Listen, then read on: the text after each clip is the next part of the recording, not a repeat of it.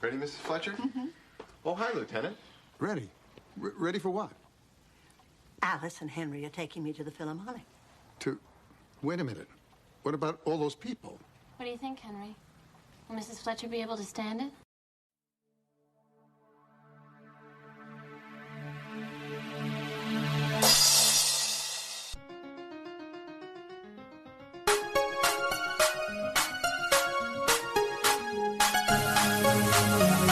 Hello, everybody. This is Sean. And Steve, and welcome to another fabulous episode of the New York City Confab Podcast. Because this does not take place in Cabot Cove, I'm really starting to wonder why we named this podcast the Cabot Cove Podcast. It's Cabot Cove Confab. We had to put the confab in there. Oh, and right. It was the I'm double sorry. alliteration. Yeah. Well, I'm already kind of halfway get drunk, so... but still, I think my point is valid.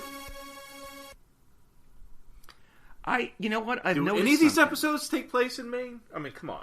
I don't think so. I think she's permanently in New York. Maybe she returns, but we'll see. I don't think so because I'm watching this on Peacock, and the little avatar for like the two episodes before the one we were reviewing tonight had her in Cabot Cove. There was I forgot the sheriff's name, but he was Metzger. Metzger, yeah, he was in the little icon, little avatar thing. So I'm not sure. I don't know if she's going back and forth. Maybe she has two houses. Maybe she's got an apartment in New York and her home back in Maine. I don't know. Oh, well, she's probably wealthy. I could see that. At this point, I noticed it. Yeah, I noticed that the first episode in almost every single season takes place in a foreign country. I'm looking at right here in season 10. The first episode is A Death in Hong Kong. This season it was Murder in Milan. The one before that was Bite the Big Apple. I don't think that's foreign. Okay, maybe I'm wrong. But Fashionable Way to Die, the one that we saw that was set in Paris. Appointment in Athens. JB as in Jailbird. Okay. Huh. Okay. Well, Okay. Well, I'm sorry. Before we get to the topic of conversation for the show, I thought we'd do our little pre-podcast banter. Kind of tell you what I've been up to. Pre-show banter. Yeah, usually you have something, and I'm unprepared, so I never remember anything. But I want to say that over the weekend, with one of my sons, we watched two films. I finally got to see the film Halloween, or the film Halloween. The first one, I've never seen it before. And we watched another film, which I think you and I have discussed before, Dreamcatcher. No, not Dreamcatcher, Dreamscape with Dennis Quaid. Oh, I don't think we've ever discussed that one. Oh, it's a 1980s film, and he's able to interlope into people's dreams. Doesn't ring a bell. I recommend it. All.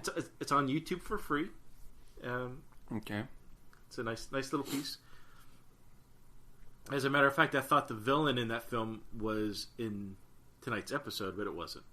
It's very similar looking. Okay. And then also... what did you think of... Yeah. Oh, what did I think of... Go ahead. I'm so sorry. Oh, no. Halloween. What did I think of... I did not like it. I did not like it. It was too slow. Who doesn't like Halloween? And hardly any body count. I mean, the first death... Okay, outside of the sister, the first death after that, which was little Michael Myers, right? I'm sorry, I'm spoiling it for anybody who hasn't seen it. But he kills a dog next. Like, what? Mm-hmm. And then it takes... Like, nothing happens forever. It's just Michael Myers walking around the neighborhood for 45 minutes. Then he kills somebody. And more walking around. I'm sorry. And Donald Pleasance is freaking out. Like, yes, Donald Pleasance is in this. Yes.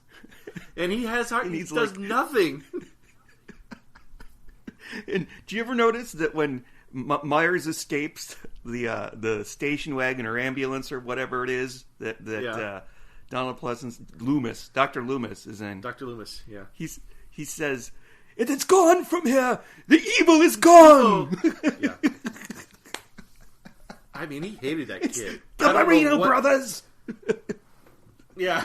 Did Michael Myers make wine? I mean, what the hell's going on here? Yeah, he really, absolutely hated that kid.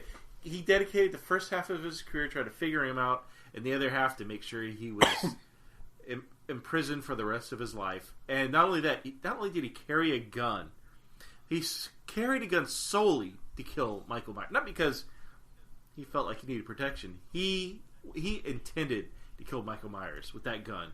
He was ready. Well, see, okay, so this is and this Jamie is Lee Curtis thing. is the stupidest kid. What was Lori? Yeah. Stupidest babysitter on the planet. Not only did she stab Michael many times, which I would have put him down, but I guess we're dealing with the supernatural territory. And she stabbed him in the eye with a hanger.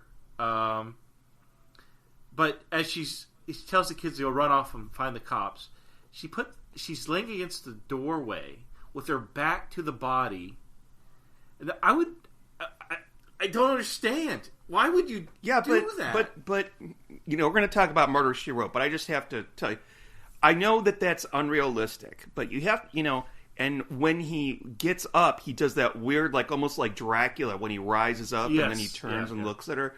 I mean, there's things in that movie, they're just little things, like when she sees him behind the hedge, and when she sees him in the laundry outside. And it's just this feeling of this feeling of dread that climbs throughout the movie, and the music is really effective, written performed by John Carpenter. But it's really funny that I started to talk about something before you brought this up, before we started recording, and I was going to tell you about how I ordered Halloween and Halloween 2 on 4K? Ultra HD Blu-ray, 4K. I call it 4K, but apparently everybody calls it Ultra Blu-ray. And I have seen Halloween 257 times now. I loved it when I first saw it. Now I'm like, I could say good things about it, but bleh. Halloween 2 does not suck as much as I remembered it sucking. It is fantastic. And which was the one with the masks? Ultra... That's the third one. Okay. And Halloween 2, I should assign you this movie because the body count far exceeds Halloween. And not only is there a higher body count, but he kills people in different ways. Creative. Yeah, by the way, was pretty boring how he was killing people in this one. The only one was the one when he killed Paul, the boyfriend, who... Yeah. Very unattractive. I don't know what Amy or who was the girl. PJ Souls. I don't remember. Yeah. I mean, all he was interested in was beer and sex. I mean, most guys aren't, I guess. So. But yeah, she seemed really too pretty for him. Anyway, speaking of pretty ladies. Perhaps we should talk about Threshold of Fear. Okay? Threshold of Fear, I'm gonna... yes. Oh, no, there's one other thing I wanted to bring up. So this is kind of related to Murder, She Wrote, more so than Halloween.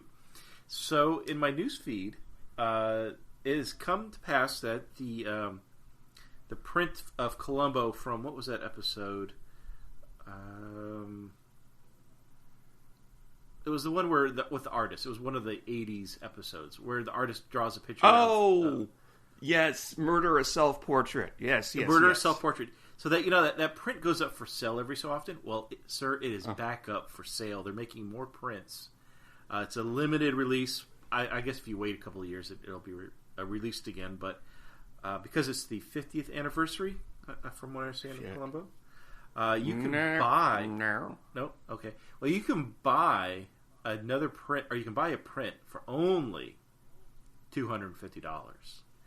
And they sell these things. They say that these things sell out pretty quickly. So if you're interested, I got the web address. It's GerberArt.com. That's GEBRART.com. Only going to cost you $250. Sean, I thought you were going to buy one of these last time we talked about it, which may have been a year or so ago. I got a Christmas bonus coming up. Maybe I'll use it with that. But no, I'm not. I don't know where I would put it. My wall is covered with Doctor Who shit at the. Put it in your office. Put it in your office or your bedroom. Where's the room where you do your work? A study. Your study. Or I could put it. I have a fucking. I call it the study. Nobody calls it. It's just a place where I work at home. But I have an office at work, and currently I have movie posters up in there, and a portrait of Ruth Bader Ginsburg. But anyway, okay. Well, I'll think about that and then get back to you. Okay. Okay. But now, before we go further, okay. Just like you'll never watch Halloween 2. Yeah, I will. Okay.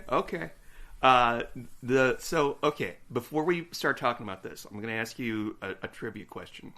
Yep. There is somebody in this story that was in an episode of Columbo, and he plays the exact same character, even up to the name, almost.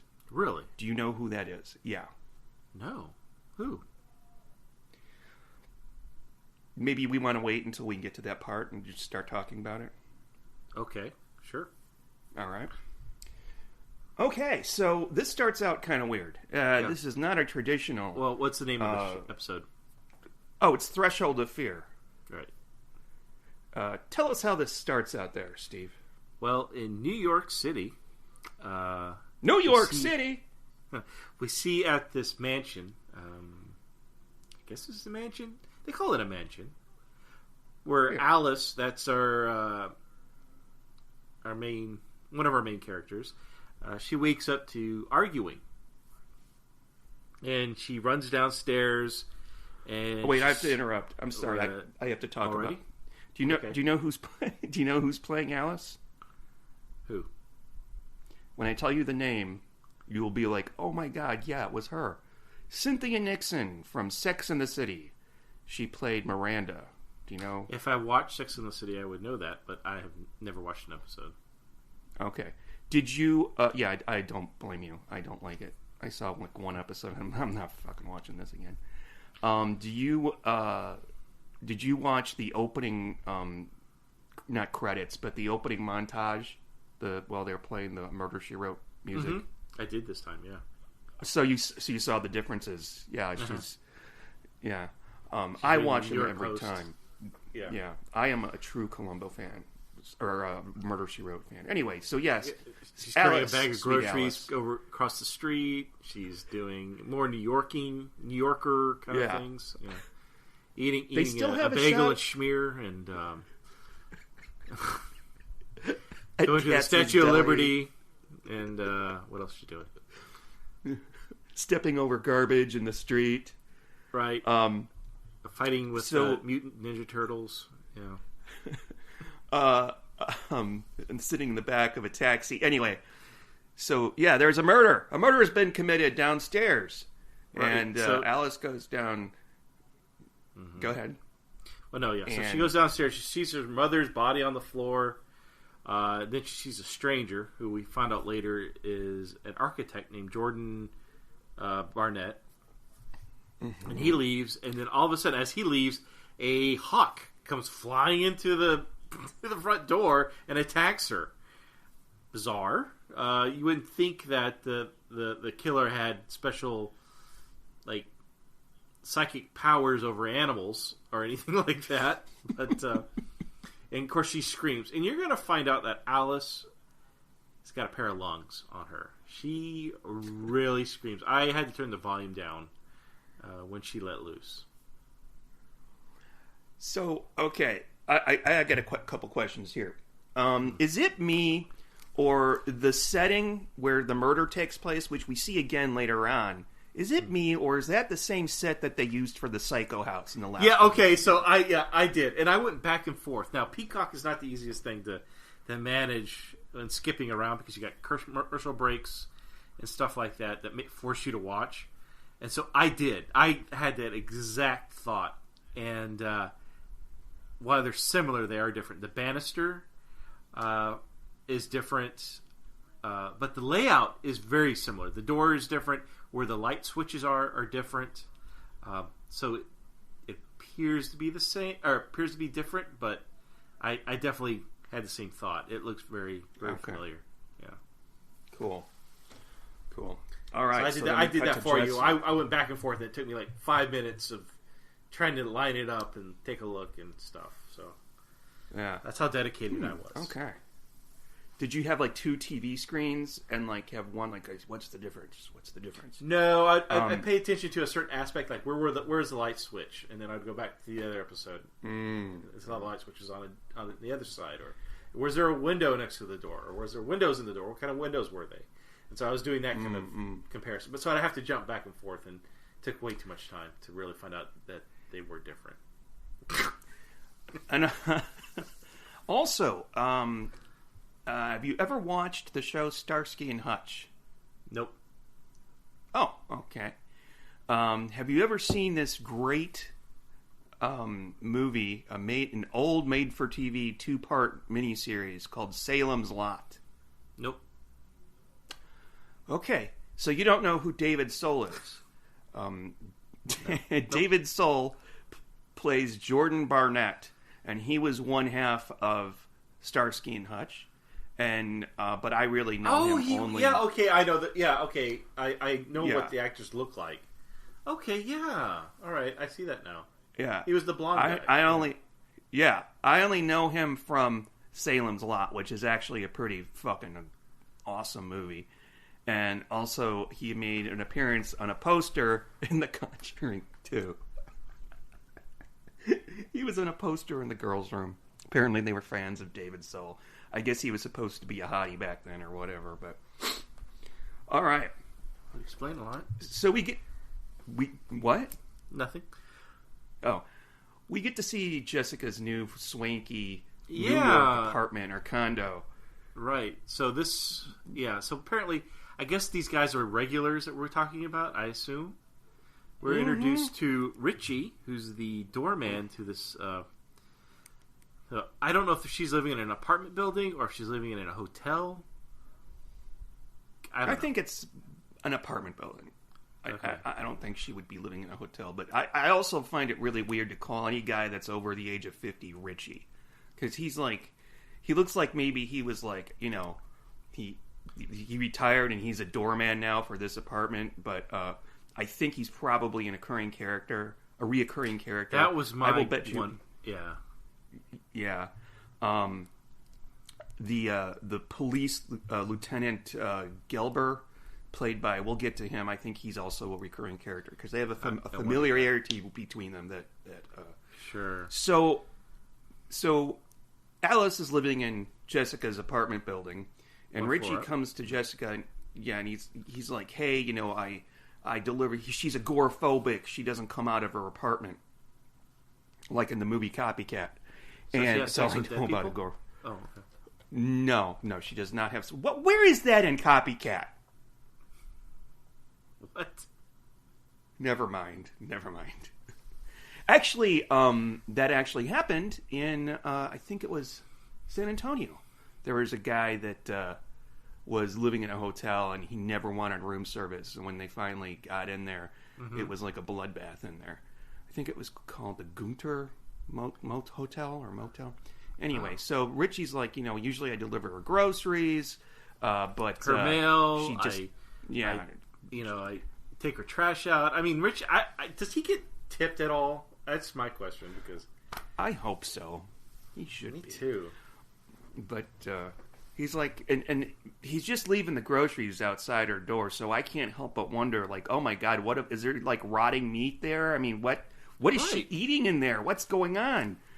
It's these little details, Steve. So, well, she doesn't look like she really eats very much, so I can't imagine. Yeah, that's true.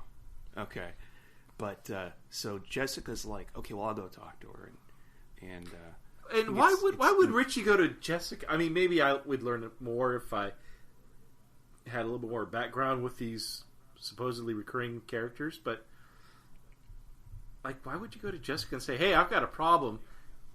And of course, I mean, it's like he's fishing for Jessica to help, and she takes it. Like she just, "Oh yeah, let's go upstairs. Let's go talk to her." Yeah, and Alice is pretty. Alice has never met Jessica. Pardon me while I have some more wine. That's a beautiful, say, 2021 vintage Yellowtail Chardonnay. Only the best. But apparently, this Alice is what I not... drink. Oh. This is what I drink on a Sunday when we can't go to the liquor store on Saturday. But I'm sorry. Go ahead.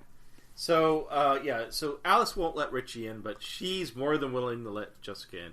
Which, admittedly, if Jessica came to my front door and wanted to invite herself in, I'd probably let her because she seems like a sweet woman. So, I agree. So Alice invites her in for some tea and kind of talk about some recurring dreams that she's been having. Now, we find out that murder that we saw at the beginning takes place 5 years previous. So she's been in this apartment for 5 years, just locked herself in. Right. Yeah. And she freaks out because on TV she sees an interview with Jordan Barnett. Mm-hmm. Yeah. And that freaks her out even more, so that's why she's not even taking her groceries in. And it's also good to mention that her not-so-brilliant psychiatrist has the key to her apartment. Okay, who is played by Margot Kidder. Yes, yeah. And I love watching Margot Kidder because I don't think Margot Kidder is the kind of actor that plays other characters. I think she plays herself.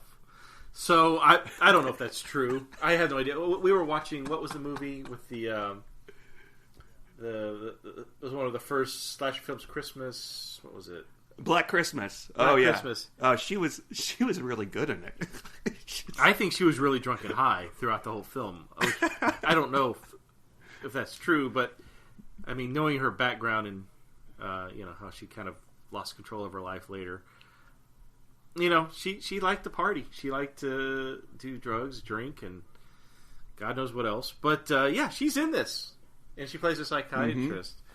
So Alice basically she loses her patience at Jessica because she's not understanding her ramblings about her dreams, her nightmares, and when her mother's dead and whatever.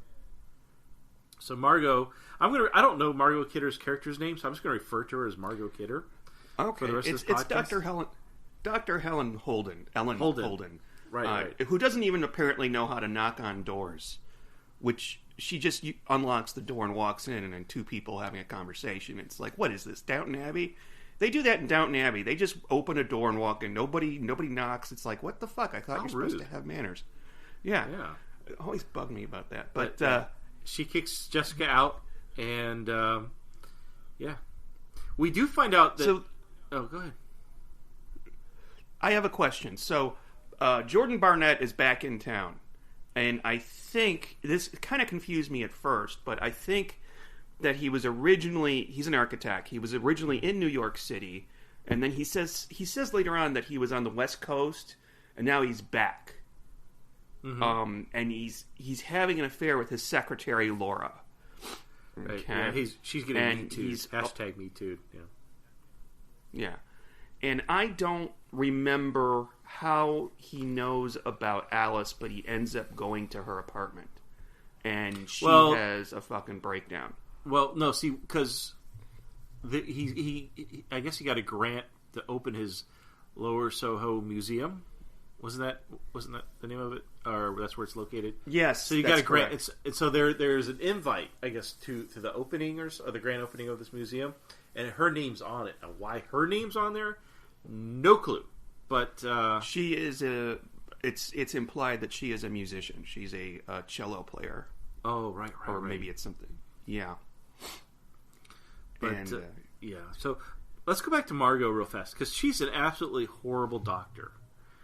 Horrible psychiatrist.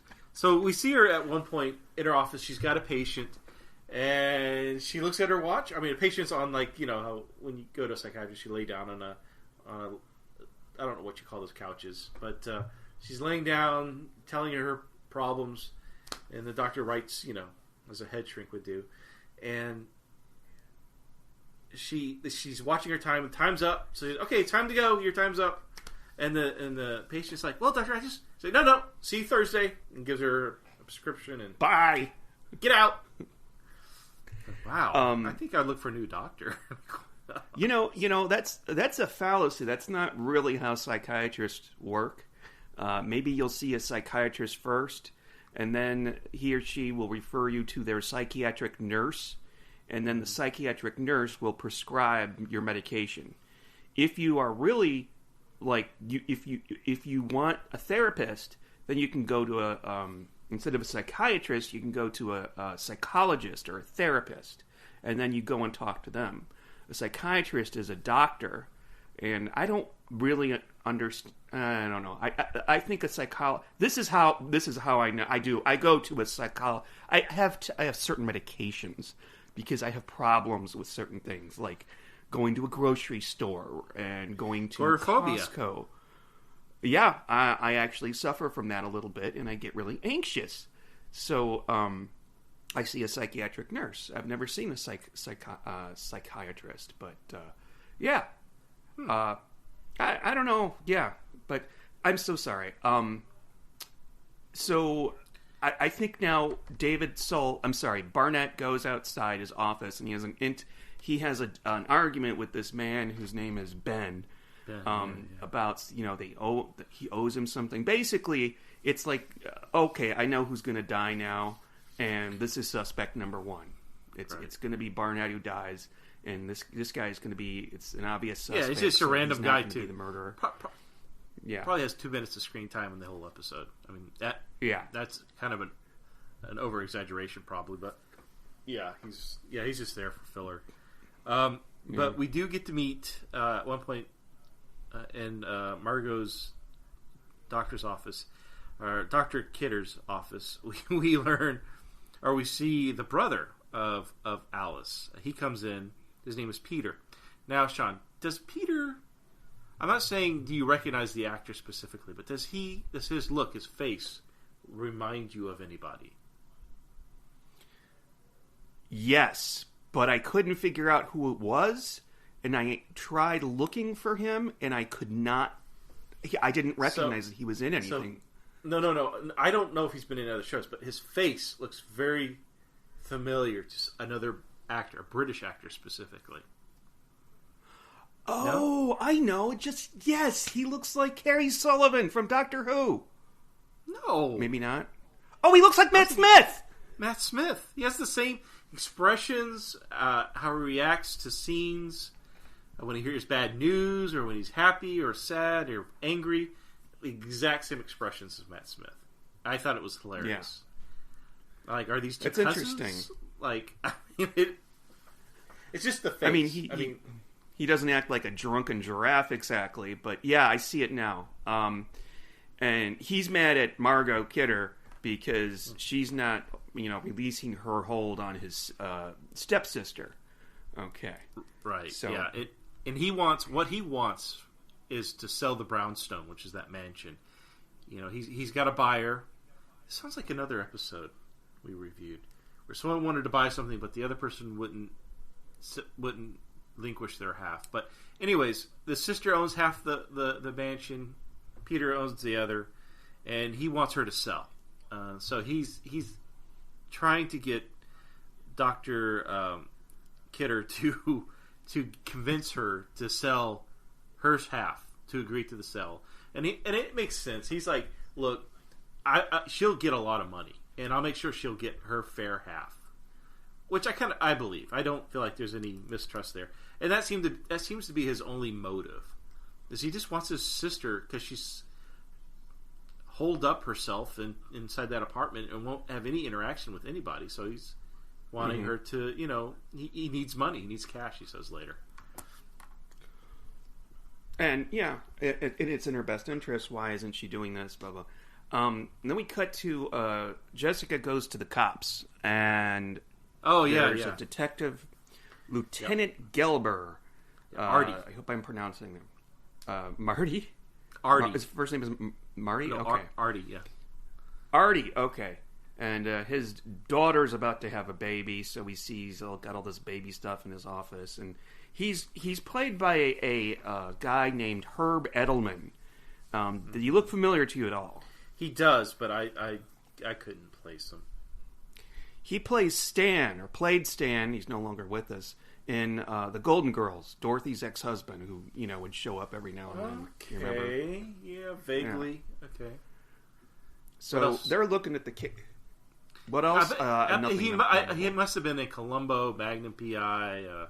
What other shows were popular in the 80s? So like if he was in Columbo, I would probably mention it, but I'm about to mention somebody else that was in Columbo, and that's Detective Grady. Grady. Okay? Oh yeah, which I find interesting because Grady is the name of Jessica's nephew that she raised.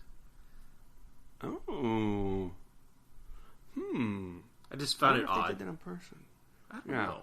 Was Grady supposed to be the got into law enforcement and then they couldn't get the actor back because this is so much later, right? Grady was. It seems like there were a couple episodes I watched that were in the first few seasons. Don't know, but I don't know. I don't know the answer to that question. Well, he was in Columbo, where he played a detective named Brady. And that was the episode, Rest in Peace, Mrs. Columbo. Oh, okay.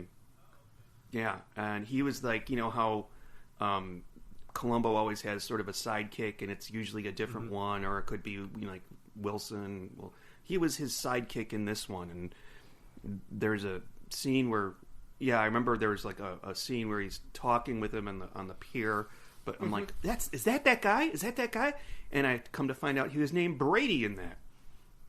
Detective What's Brady. the actor? Detective what's Brady. the actor's name? Oh, I should. Tom Isbell is the name. Oh, okay. I thought it might be something like Brady or Grady, something with that kind of sound to it, but no, not at all. Oh, interesting. And I wouldn't doubt it at all if he got the job, either job, because it's Vincent McEvedy directed this, and he did a lot of the Columbos. And he probably got the job because he was in this, or vice versa. I didn't look up to see what was first, but yeah.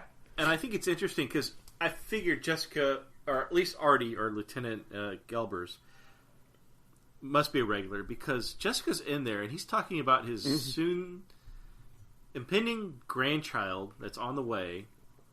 And also, apparently, he allows her free access to New York City police files because she's curious after hearing about what happened to Alice, and Alice talking about the murder, and who's this Jordan Bennett guy. So she wants to learn more about that case. So she goes to the New York Police Department, police department in New York City, and she has full access to those files. Which I'm shocked. You cannot allow a. Again, I don't know. Maybe she's been deputized, but I don't think so. I think that is probably close to the truth. Maybe not officially deputized, but I get the impression that she solved a number of murders for the lieutenant, so that's why she's allowed the access. So have whatever you want to go see. If you want to go help yourself. I feel like she just has full access. Yeah. Which gotta be wrong. Yeah, it can't be right. They're looking over the file. They're like, okay, Mrs. Morgan was killed with a kitchen knife. Blah blah blah. And he's like, well, we see no connection here with Mr. Barnett and blah blah blah. So yeah. And by the way, Lieutenant has a piece of paper that he holds up so we can see it, which is a picture of the murder weapon, which is a kitchen knife. Right. And I noticed that, and I'm like, "Wow, why are they why are they showing us that?" It's a clue. Because it's a clue, and I figured it out, Steve. I figured it out. It helped me figure it out at the end. Really? Oh, so you were able to? I don't see how that could have led you to an answer who the murderer was, but we'll get there because it's there's an inconsistency between two people between stories. So anyway, go right ahead. I'm sorry. What happens next? So we go back to the apartment building, and Jordan Bennett tries to get access to Alice by knocking on her door, trying to talk to her. And at this time, she I think she calls the front desk where Richie is. So Richie and Jessica run up there and they run him off, and then we're introduced to probably the most intriguing character is Henry, the stalking neighbor. I mean, the creepy stalking. If you saw this guy, you would get a spine would go up your back. It would. He's just. There's something wrong with him. A spine would go up your back? Or a chill would go up your spine. I mean, I'm sure the actor is fine. Again, I've been drinking. I'm sure the actor is great, but played this guy so unnervingly creepy to me. Yeah, it's weird because his look and everything. I'm like, it's him, and he probably keeps his own urine in jars. I would imagine. In his apartment. Well, yeah, he was my number one suspect in my head. Yes. Like, you know what? Mine too. Because he's always there. Anytime anything's happening with Alice, he's in the background somewhere. Creepy. Yeah, and it gets worse. It gets really worse. It gets worse. Yes, it does. And the show even kind of ramps up that it might be the killer. They kind of hint to it. Yeah, but they kind of hit to it, and then I'm like, wait, no, this is too obvious. He can't be the killer, because anyway, yeah. So we cut back to there. I was waiting to see. Okay, well, no. Margot, Dr. Kidder shows up. I guess because they run off Jordan, so she shows up to kind of calm her back down, to give her an injection, a la Dr. Collier from George Hamilton's Columbo episode. You remember that one? It was what was the name? Yeah, of the episode? Where he would drug up the girl and then finally hypnotize her to jump off a balcony. Yeah, Miss Scarlet, Deadly State of Mind. Deadly State of Mind, yeah. But so Margot Kidder I'm not surprised. Margot was probably giving her the shot. She's like, I wish this was. Well, I think that bag, her medical bag, wasn't a prop. I feel like she showed up on set with her own bag of drugs, and she's like, "Oh, I got this. I got the needles. I've got the heroin. I'm good. I've got my ultra red lipstick that I apply very, very heavily." We're really mean, actually. She died of that. I don't know if that's appropriate, but you know what? That's There's a right. She did. Well, okay, what I'm just saying is that she was a heavy abuser. Thanks for ruining that, my enjoyment of that joke. Enjoying something, a dead person. My point was that I was not surprised that Margot had some hardcore drugs in her medical bag. I don't know if she died of... Like, I think maybe she died because of, like, maybe a heart attack, but it wouldn't have happened if she hadn't been a heavy drug abuser, kind of like Carrie Fisher. Yeah. And it seems to me like some of the last images I saw of Margot Kidder. Now, again, I really like her as an actress. I just noticed her character seems to be the same as the actor. So I'm just noticing this from what I've seen her in films and TV shows. Films, as the Irish would say. Films. But I enjoy her work. That doesn't take away from that. I think she's a wonderful actress. But I think she's like portraying herself, for sure. Does that include Superman? She was in Superman, right? Yeah, she was Lois Lane. I've never seen Superman. I know. What? Oh, I know. But yeah, I want to say the last picture that I remember seeing of her after she had died, it looked like she had been doing meth. You know, that kind of really meth, the mouth out of the teeth, and all that. You know, that's what it looked like to me. So I don't know I can't recall what killed her. But and folks, don't tweet at me and say, "Here's how Margot Kidder died," because I'm going to be like, "What?" Because this isn't going to be released for another 2 weeks after recording, and by then I'm going to have forgotten all about it and I'll be, "What? What are you talking about, Margot Kidder?" From Superman? Oh, yeah. That's Star Wars, you goof. No, there you go. That's yeah, both were scored by John Williams. Yes, so I could maybe see the confusion there. But yeah, how did you not see Superman? Oh my god, you were raised in the '80s, so you should have watched that. I bet you did. You pulling my leg. I probably saw pieces of it like on TV or something. I remember there was one with Richard Pryor that I saw part of when I was horrible. a little kid. That was the third one. Yeah, and Or fourth. Now, I don't remember. maybe I should watch it just so I can say I watched. Kind of like Die Hard. I've never seen Die Hard. Yeah, I could leave that. I've seen Die Hard. I've seen I think Die Hard 1 and 2. I don't know. They're okay. I don't understand. I don't understand the cult status it's gotten, but. And when people bring it up, it's a Christmas movie. It's a Christmas movie. I'm like, no, it's not. Yeah, I'm so just sick of because hearing it takes that. place during Christmas, yes, but I don't take away that that's a Christmas film either. I don't. The two movies I must watch on Christmas Day, both directed by the same guy, A Christmas Story and Black Christmas, both Bob Clark specials. Yes, those are both Bob Clark. Yeah.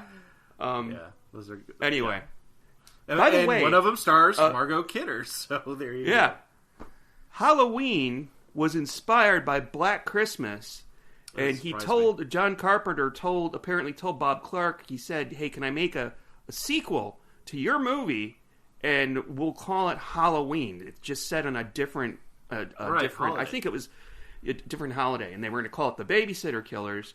But if you follow that logic, it really does make sense because the killer Billy in Black Christmas does not die. He gets away with it, and presumably eventually somebody arrests him and puts him in the insane asylum, but it's not really a sequel, of course. Yeah. Something else interesting about Halloween. So throughout the film, these little kids, by the way, how trick-or-treating was very light in that neighborhood, by the way. Did you notice that? Like, there were hardly any kids. Back in the 70s and 80s, man, kids were out in droves getting candy. I guess. But the two kids that they're babysitting, which I thought, why aren't they trick-or-treating? Which was, I forgot who Lori was. There was a boy, and then there was a little girl that Annie was babysitting. But anyways, so they're both watching late-night horror movies, and they're watching The Thing. Mm-hmm. Yeah. Which is great because one of my favorite horror sci-fi films, besides Alien, is The Thing with who was in that? Why can't I think of the actor? I can picture Snake Plissken. Right. Kurt Russell. He was wonderful in that. And by the way, I got that on 4K or Ultra Blu-ray. I would recommend that. It looks really good. I think I'm going to make that purchase there. Yeah, I placed my order for Halloween 3 and Halloween 4 there, so I've got that to look forward to. I don't know when I'll find time to watch that. Anyway, back to the film, or the story here. It's not really a film. No, it's not films. Yeah. Okay, so Artie and JB go to visit Jordan. They're kind of like, well, what the fuck were you doing there? Like, we saw you. We know where you work. We know what's going on. And Jordan kind of gives off this half-ass explanation, like, well, I dated her, and I really didn't know, and I was embarrassed. And so,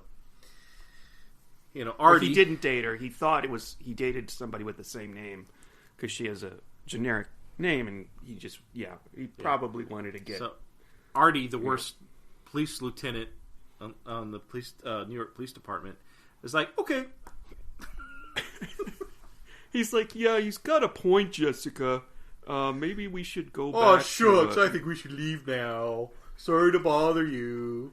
You didn't say that. There's no... Well, that explains everything. But and I'm like... Artie, you're going to get a promotion if you solve this 5-year-old cold case. But no. He's too busy worrying about his grandkid. So Yeah. Which is okay. Your mind's not always, and he does admit later on. Anyway, he does admit later on that he dropped the ball, and he said something like, "I haven't been on my game lately," which okay. So it is implied that Jordan Barnett's. I keep saying Barnett. I used to have a boss named Mr. Barnett. His first name was not Jordan, but she's mad at him because she thinks he's sneaking around on her. And plot twist, Oh, you're talking he about the is secretary? sneaking around on her. The secretary? Yeah. Yeah. I don't know her name. I think I wrote it down. Laura. Okay. She didn't seem like a suspect, but after he died, I did write down her name. But Yeah. So yeah.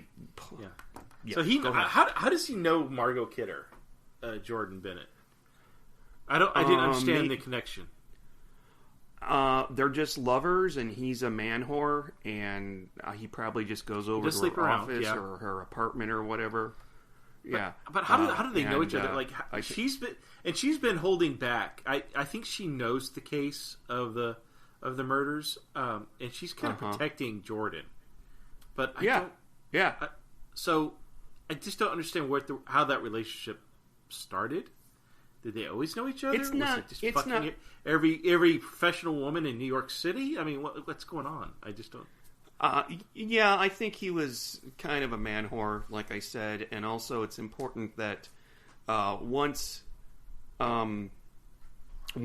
Alice showed Dr. Margot Kidder the tape with him in it, Dr. Margot Kidder was like, "Oh shit, that's my boyfriend lover on the side, so I've got to try to keep Alice under wraps and not right." But yeah. So we see a scene of them together. They're obviously in a post-coitus state, and he's leaving her place. Yeah. He can't take a cab, so Right. for some reason He decides to go down the goes alley. Yes. Yeah, and we've got the usual. I don't know what I would call it. The you know how there's that scream. What's the name of that? Starts with the W. Wilhelm scream. Well, we get Wilhelm's cat meow, which is I hear that cat every. Yeah, it's so like from a cartoon from the '60s or something. Yeah, so he gets right away after this scene. So he gets stabbed, and I know automatically at this point who the killer is, and it's because of the movie I watched the night before. It's Michael Myers. It's a big old 5-inch butcher blade that comes down into his chest.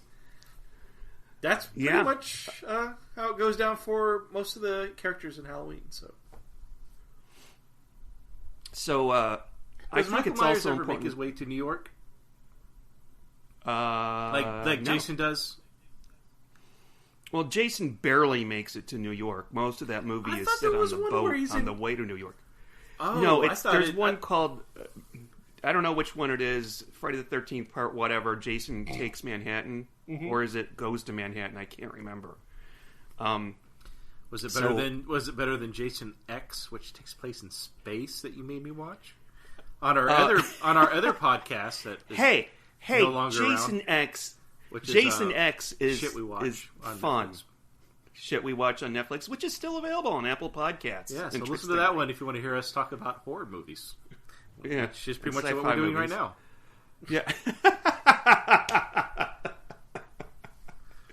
So I got to think for a second. Michael Myers never goes to New York. He never goes to space. But I have not seen the last one, so I can't tell you. Maybe he does, and he kills Jordan Barnett. Okay, so yeah, so Jordan. All we see is that he turns around. He's tying his shoe in an alley, which I'm going to say is probably where hobos pee and live. I would not have gone down an alley in New York City at night.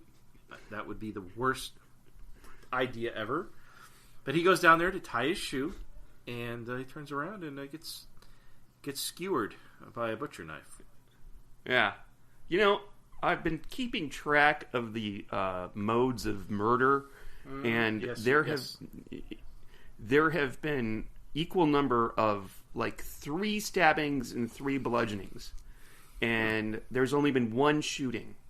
So, just saying, I don't know what this means or why I'm collating this data, but not a lot of people get stabbed in real life. There are more shootings in real life than stabbings. I did not know that. Okay, Yeah.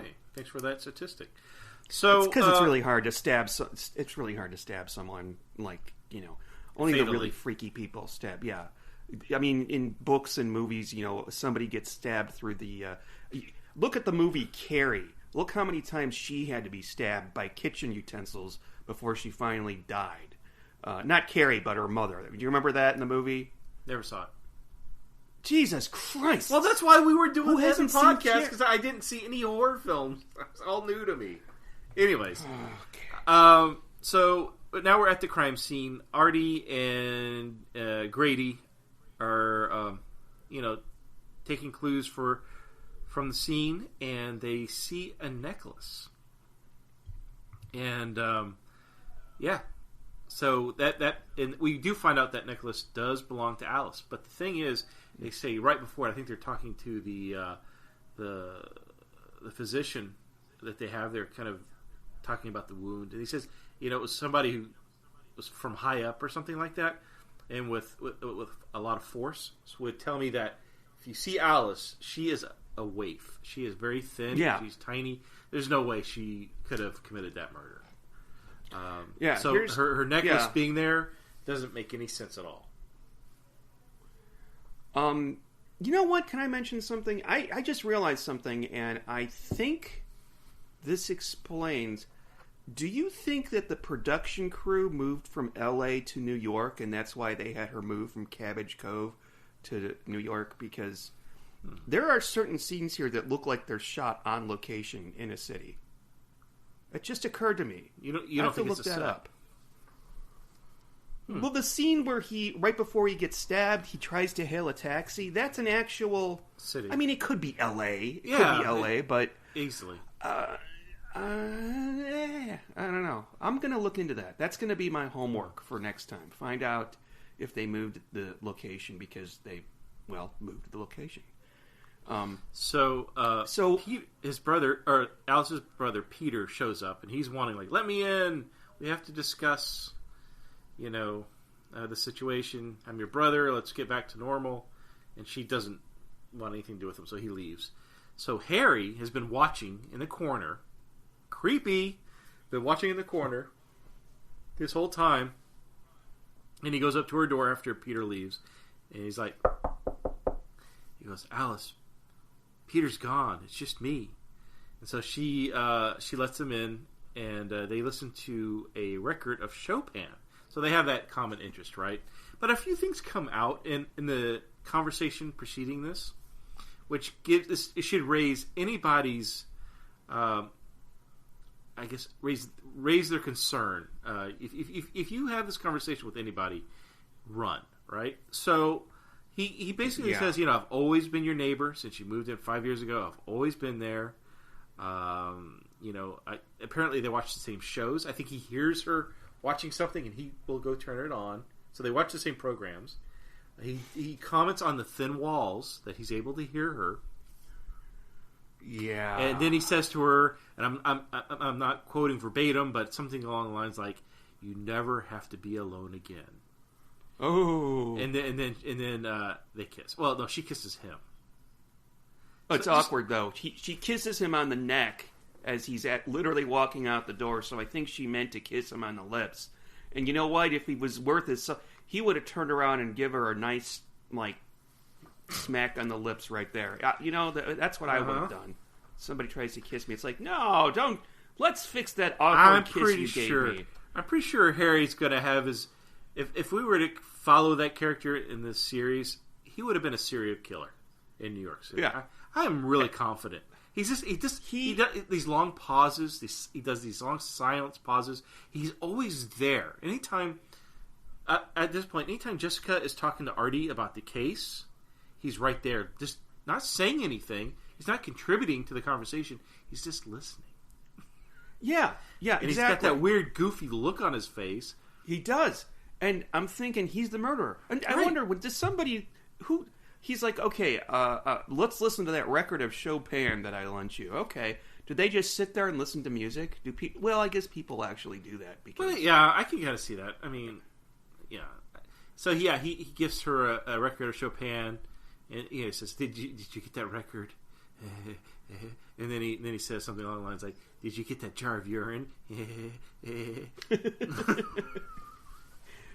At this point, I'm like, it's him. It's him. This is right. It's just so obvious that it's him.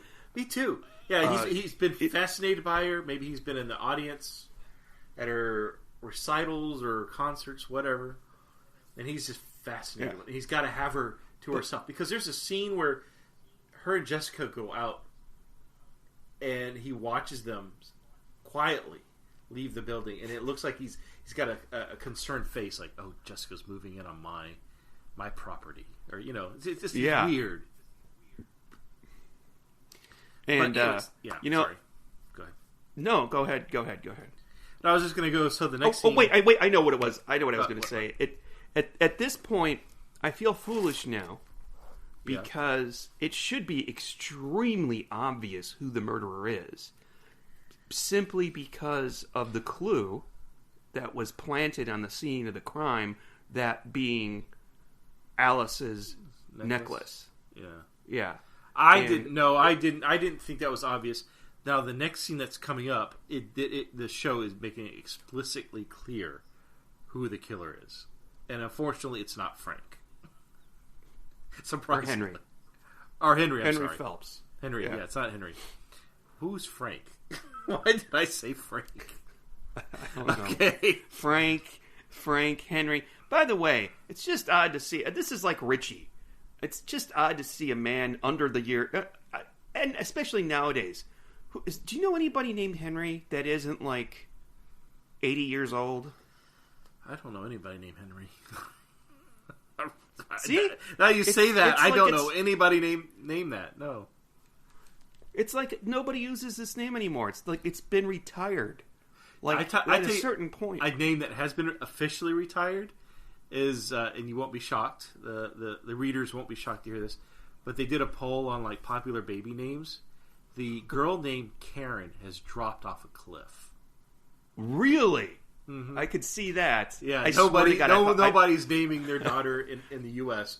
Karen anymore. It was probably one of maybe in the top 10. It's gone to 0. No one's naming their kids that. Yeah. I thought you were going to say Katrina. I thought for sure. I'm sure that name is dropped too. And we knew somebody named Katrina. I'm like, how do you like being named after a hurricane? She's like, do you have to bring that up again? Yeah, I know. Kind of ruined Katrina. Anyway, there was a hurricane. She went by Cat. Sean anyways, one time. So. Yeah. Oh yeah. She was shoot in by a what? She went by Cat. Oh, she did. That's right. Yeah. Well, talking about her like she's dead. She's not dead. She's alive. She's not dead. As far as we know. In Edmonton. Yeah. No, she still posts on Facebook. She got 2 cats named Tegan and Sarah. Anyway. Okay, so by the way, if anybody is listening closely... if Katrina's listening, email me, and I owe Sean a dinner, because I would be shocked if she's listening to us right now. Yeah. She used to, but not anymore. She got tired of our shit. Yeah, she said one time, "Oh yeah, I listen to your podcast while I fall asleep." It's like, you don't tell somebody that. Well, you put her out, huh? Yeah, it's like our podcast and a volume, so that's perfect combination. Actually, that might be fun. A bit of Valium, a little bit of red wine. That's a good, nice combination right there. So, where are we in this story? I'm saying that like... So JB, Jessica heads down to the Brownstone mansion, which, again, you were comparing that front hallway or front entrance to the Psycho Bates Motel, whatever, Bates house. The same person who dressed that set must have dressed this set, because it's covered in that fake cobweb shit. I mean, it's everywhere. Like, I think you overdid Candied it. sugar. Yeah, it's... I mean, I don't know if there was like a Spider-Man orgy where... never mind. But it's everywhere. That is... Spider-Man orgy. That might not be bad to see, considering, the people... Anyway, there's clues all over this house. Oh, yeah. And this is when, there's like hardly any clues. Well, you're going to get a shit ton of clues now. I mean, it's... If you don't watch this scene and not go away saying, I know who the killer is, then I think you might have some, I don't know, some brain issues. To be quite honest. Yeah. because I was about to say another word at this I point. can't say, but go on. She finds a helmet. There's a helmet conveniently on a table that has a hawk on it, very sticker. similar to the Yeah. bird. Yeah. And there's a picture of her stepbrother. What's his face? Peter.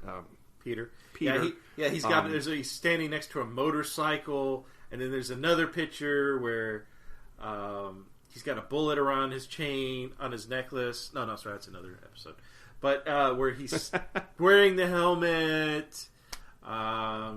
Then we see a picture of the father, who's got a big old Bowie knife in his. I mean, it's right there, man. It's like it's there. It's Let's tell you who the killer is and maybe why. Yeah, and like with that picture, all those pictures are clues, and that knife was like bigger than life in that picture. Oh yeah, I mean, it was bigger than his. Well, I guess it's a Bowie knife. They're pretty big. I think Peter's father had some penis issues because he had a big, huge gun too. Yeah. I didn't think of that. Maybe. So Matt Smith happens to be there. I don't know why he comes there. And when I say Matt Smith, I mean Peter. Yeah, he's stalking. Yeah, and so they discuss like his relationship with his father, and he wasn't, when the time of the murder, he was away at college doing finals, so it happened when he wasn't there, and then I thought, oh wait, it's not him. It's not him. And you know what I actually thought? What? I thought maybe, but I didn't want this to be the case. I thought maybe his father did it, but his father left. His we wife, never. And the thing like is, months before this, jumping to the end of the episode, we never find out what happens to the husband. Yeah, he's just gone. He just disappears. So he's not even a part of the equation because of that. But we go back to the apartment building, and the police are dragging Alice out of the building. They are forcing her out. They practically have to put her in chains. Alice in chains. And she's screaming bloody murder, and Richie and Jessica are both like, oh, and then it goes to commercial break. We come back from the commercial break, and they've released her because, we arrested her under, a mistake and whatever. I don't know. It felt like a weird cliffhanger. Okay. It was immediately resolved as soon as we got back from the commercial break. Yeah, it's like, here's some commercials for Calgon. You come back, and they let her go. And for some reason, they have Henry in handcuffs, and I think his shirt was ripped. And I'm like, okay. Well, they didn't explain that at all. He did that. He probably did that himself. He was probably yanking his chain, thinking about... No, yeah. I'm sorry. I'm not going to go there. And it's... You know why they arrested her? It's because the lieutenant's daughter went into labor, so he's like, Grady, I'm handing this case to you. Don't mess it up. And he does. Or something to that effect. And he does. Lieutenant... Or is it Detective Grady? Poor guy. He's like, the necklace was found at the scene of the crime. It belongs to Alice, so we're gonna arrest Alice. And Alice, Cynthia Nixon did a really good job of, like, when they bring her off the elevator, she's like freaking out like a cat on heroin or something. So Dr. Kidder drugs her up again after they get her settled. They get her to go back to sleep. And this is the scene where Jessica and Artie are talking, and Harry is just standing there listening to them go back and forth on clues and who could it be and what they discovered. He's just silently listening, not saying a word. It's so fucking creepy. But okay, so Jessica's getting ready to go to bed. She's in her beautifully red satin pajamas. What do you call it? Not set. What's what I'm looking for? It's like it's like a pantsuit. It's all red and satiny and just beautiful. Oh, I don't remember that. I haven't gotten to that part yet. Yeah, she's getting ready for bed, and Alice is up. Okay, I thought she was drugged by for the good doctor. But no, she's right. She's like, okay, you know what? I got to see the outside world for 30 seconds while I was hysterically screaming, and I decided I want to see the world again. And so she asked Jessica if she would take her to the Brownstone Mansion. And Jessica's like, I would be happy to help you get over whatever fucking issue you have. So they go, together, arm in arm, they go to the Brownstone. And that's when... Which is right across... It's right across the street, by the way. Seems like it, yeah. Alice looks at it in her telescope that she has set up. She's got like a huge nerd telescope in her living room. So Archie's happy to see her finally getting out. Now, the thing about... not Archie, I'm sorry, Richie. Richie's happy to see her finally get out. He's the front desk guy, or the bellhop. I don't know what the fuck he's supposed to be. And I'm like... Okay, so he's there in the morning to give Jessica her mail, and he's there at night? So when the fuck does this guy get off work? And should that be a problem because he never leaves? Is this the Bates Motel? I mean, like, what the fuck's going on? Like, is this legal? Should somebody call a lawyer? I mean, is he working nonstop? I mean, is he slave labor? What's going on? But anyway, so he is happy to see that Alice is going out finally, and that's when we see Harry, and he's like steaming. He's upset that Jessica's taking his place. He wants Alice all to himself. But anyway. This is when I'm like, okay, it's not him because they're making it way too obvious. It's way too obvious. And, I thought it was Peter for a little while, but then when I find out he had an alibi for the murder of his stepmother, I'm like, well, it's obviously not him. Yeah. And it can't be Jordan because he's dead. I mean, the episode starts off with, oh, we actually know who the killer is. No, he just was just at the wrong place at the wrong time, which we find out. He'll explain later. So... Alice is recreating the scene of the crime with Jessica of when her mother was killed. Mm-hmm. And she's like, oh, I saw the body lying there, and I saw the hunting knife with the blood on it, and I'm like, aha! That was strawberry jam, let's be honest. That did not look like blood at all. Yeah, it was like more like a 1970s Dario Argento kind of blood, like, or the French Connection blood, because back then... I think that they just literally used red paint for blood, or strawberry jam, as you say. Because in real life, blood is very dark red. It's not bright red. I can't stand it when they do that. Runny. It's like more like a syrupy kind of consistency. I was wanting to know if after that take they brought some toast and butter and kind of a little treat. But she says it's a hunting knife. And I'm like, aha, that's a clue, because earlier they said it was a kitchen knife.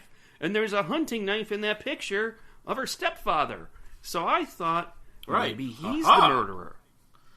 Maybe. And he switched out the hunting knife and took it for a kitchen knife. So I thought, well, that's going to kind of suck if we don't even know who the murderer is. If it's a character that hasn't even really... been in the story, which, by the way, we did a couple episodes back when the murderer turned out to be a guy who'd been dead for years already. So she goes, they all go home, and Peter shows up. And, we've seen enough Columbo to know that anytime someone goes somewhere and they're wearing heavy leather gloves... Yeah, that's bad sign. They're either a chauffeur in the 40s or they're going to kill somebody. All right, so he shows up at her apartment, and he's about to stab her with a knife. And then I guess Jessica and Detective Grady were like hiding in the pantry or something, or in the other room. And they were necking, but yeah, they came out. Yeah. Yep. They're like, "Aha, not so fast, there, Matt Smith. You are the murderer, and I know because I saw the hunting knife, and I know." Right, and see, this is the thing. What? This is the thing. I don't like the ending to this because she jumps to conclusions that she doesn't have evidence for, and he basically just confesses. Well, yeah, and he tells a little story like, my father left me because he idolized his father. So Peter had daddy issues. And he explains that, the father found out about the affair with Jordan and the stepmother, and that angered him because it ran his father off, and his father disappeared. He's like, gave up, whatever. That's kind of sad, really. But and so Peter blamed the mother and Jordan. So he killed the mother, and that's when Jordan with his hunting knife. And Jordan happened to be there because he had just fucked her, I guess, and was leaving. I'm not real sure how that came to be, but so he saw it. That's when Alice saw him leave. He didn't commit the murder. He just was leaving the scene of the crime because he also discovered the dead body. And so when he found out Jordan was back, that's when he decided to make it final, to make it complete. Yeah. And to make it look like, well, see, okay, I guess. I mean, I don't know about killing Jordan. He didn't seem like a psychopath. I'm talking about Peter. Well, no, he blamed Jordan. He blamed Jordan for the infidelity, the disappearance of his father. Yeah, for the infidelity that led to the disappearance of his father. And he took the hunting knife because it would incriminate either him or his father, and replaced it with a knife from the kitchen. And what he does literally is he wipes the blood from the hunting knife onto the kitchen knife. And I'm like, I'm not too sure about your forensics there, sir. That might be a little improper. Yeah, the blade will be different. Whatever. It's so okay. Yeah, that's it. Yeah, and that's the conclusion to Threshold of Fear. I was going to say Threshold of Murder, but Threshold of Fear. Oh, there is one other clue, and this is important. He says that he was at school when the murder was committed. Oh, right. But she's like, "Oh no, you weren't. I called your school, and they said this evening." You had... I'm like, nobody calls a college in the middle of the night, and they pick up, especially admissions or whatever where they keep those records. Those people shut down. Just dealing with my kid's college. They leave as soon as they can. They don't want to fucking help you. I'm sorry. Yeah. Somebody's like, I work at a college. Fuck you. Unsubscribe. So, by the way, Jordan does not kill her post-coitus. He actually walks in on her dead. And then leaves. I'm not sure who... I guess... Because Alice woke up and she said she heard a man and a woman arguing. Mm-hmm. And then she went downstairs and she sees Jordan Barnett walk out the front door. So he must have come in for just the moment after she woke up, I guess. And I don't know. Yeah. So, yeah, she calls the school and they tell her that, oh no, he finished his finals the day before. He wasn't at the school, or he didn't need to be at the school. So, yeah. That's Threshold of Fear for you. All right, you ready for the score to review? Mm-hmm. All right, so I'm going to rate this out of the weight of the grandson that Artie has. So, out of 11 pounds, 4 ounces, how would you rate tonight's episode, Sean? I go first? Yeah. Okay. Out of 11 pounds, 4 ounces, I'm going to give this 7 pounds and 14 ounces. Okay. All right? It was good. It wasn't perfect, and I enjoyed it more watching it the first time and talking about it now and going through the logic. I didn't like the ending. I wanted the murder to be somebody else. And I just realized... Did you want it to be Harry? No. He was too obvious. I actually thought it would work if the murderer was Dr. Margot Kidder. Because she disappears. Yeah. Well, wait, no, it wouldn't make sense if she did it, because why would she kill Jordan? Maybe she would have a vested interest in her not selling. I don't know. Okay, I take that back. I don't know. I think it's just better. Okay, maybe it's fine the way it is. But, yeah. Oh, by the way, we find out in the final moments that a number of her patients have reported her to some, I don't know, the New York Board of Medicine or whatever it is. Mm-hmm. And so Jessica's like, well, thank God for that. She lost her medical license, Yeah. All right. What about you, Steve? What did you think of this? Okay, well, I want to say that I thought the acting was great, especially the actress who played Alice, because she played a kind of a person with a lot of issues, and she did it wonderfully. I thought it was well. I mean, bravo to her. She did a great job. I thought the characters of Artie and what was the bellhop guy? Richie. Assuming they're regulars, they seem very personable characters. Like, I want to see more episodes with them. Mm-hmm. I like the. I guess kind of like the New York locale. Thought that was good. Oh, okay. Yeah, all right. I think in general the acting was really well done. I mean, yeah, there's a few leaps in faith of like, why does Jessica have that kind of access to police files? Why is the father? I mean, he's literally brought up as a possible, murderer, but really it's just he never came back, so we dropped him off. And same with the police, like they couldn't find him, so it was a done deal. I mean, I've never worked in homicide, so maybe that's, if you can't find somebody, you just leave it alone. Mm-hmm. But I quite enjoyed it. I thought there were like certain scenes that didn't play great. I liked Harry. He was so creepy, it bothered me that I would have such a negative reaction to him. Again, that's just great acting. Mm-hmm. Right? If an actor makes you feel, if a villain, it's like who's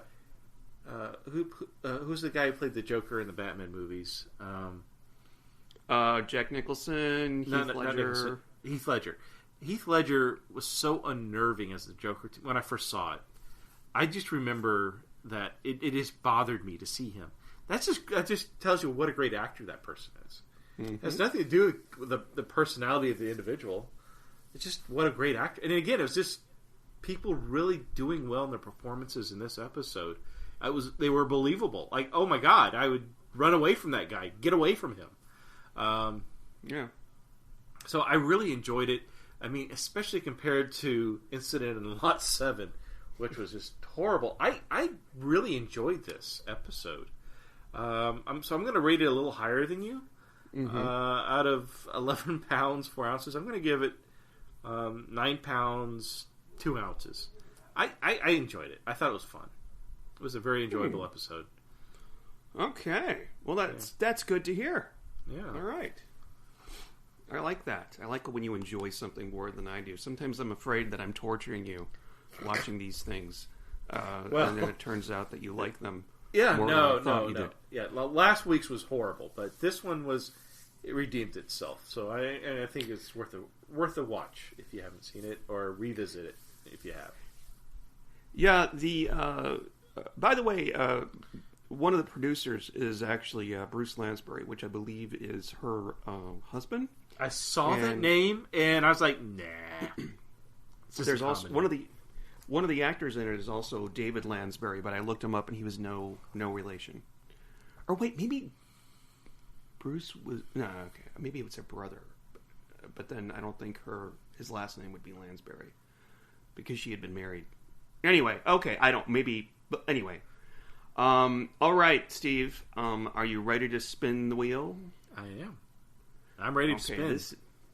This is the Season 10 wheel. Just tell me when you're ready and when you do it. Do it. Let's do it.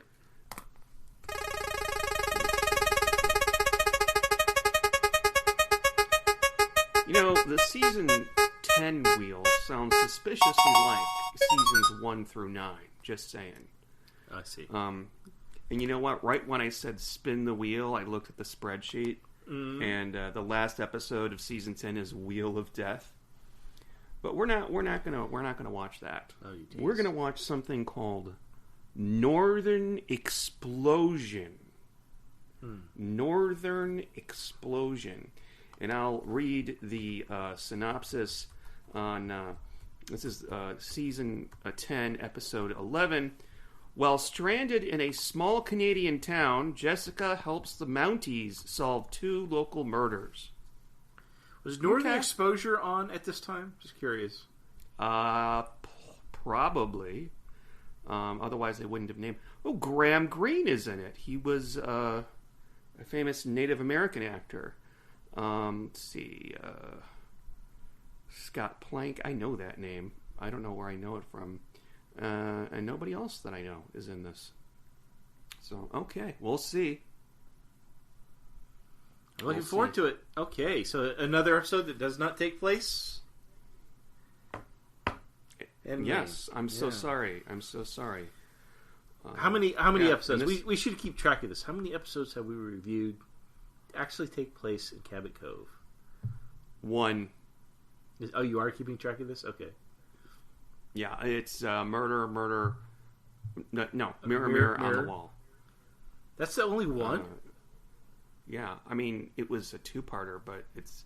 I'm telling you, most of them are not set in Cabot Cove. They're mostly 4 or 5 episodes per season, so... That's funny. All right, sir. You know, there were so many weird names of these episodes, like Time to Die, the Trouble with Seth. I'm like, ooh, that sounds interesting. Or The Trouble with what? The Legacy of Borby House. Anyway, okay, I think that's it for tonight. If you want to say goodnight, Steve, say goodnight, Steve. Good night. Till next time. Good night. Good night, everybody.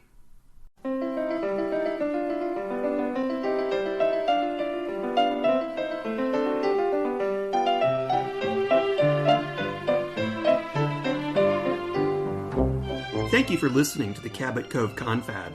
If you've enjoyed it, please leave us a favorable review on Apple Podcasts. Also, feel free to reach out to us on Twitter at Cabot Cove Confab or email us at cabotcoveconfab@gmail.com.